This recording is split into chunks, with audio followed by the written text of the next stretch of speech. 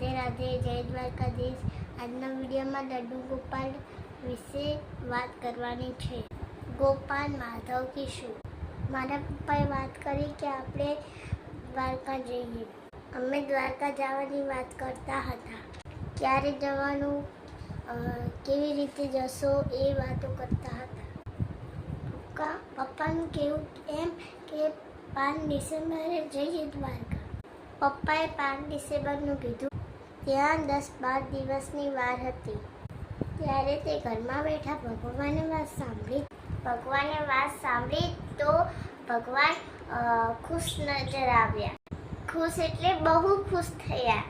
દ્વારકા જયા અને પહેલાં મારી મમ્મીને કૃષ્ણ સપનામાં આવ્યા। 1 નહીં 4 થી 5 વખત આવ્યા। સપનામાં આવે ત્યારે કેવી સ્માઈલ આપતા હોય, હિંચકામાં કેવા ઝૂલતા હોય, હસતા હોય। એક વખત તો મારી મમ્મીને સવાર ઉઠવામાં મોડું થઈ ગયું, ત્યારે તો મામા કહીને કૃષ્ણને બૂમો પાડી। મારો નાનો ભાઈ છે તે મારી મમ્મીને મામા કહીને બોલાવે છે। કૃષ્ણ ભગવાને મારી મમ્મીને મા કહીને બૂમો પાડી।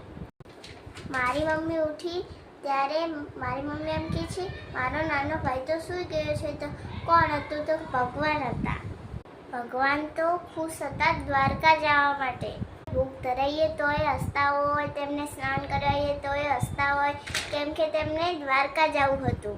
એવું તો શું થયું કે મારા પપ્પા એમ કે આજે સાંજે દ્વારકા જવા નીકળી જઈએ। મારા પપ્પાએ 5 ડિસેમ્બરનું કીધું તો તે તો 11-12 દિવસની વાર હતી, પણ અમે નીકળી ગયા।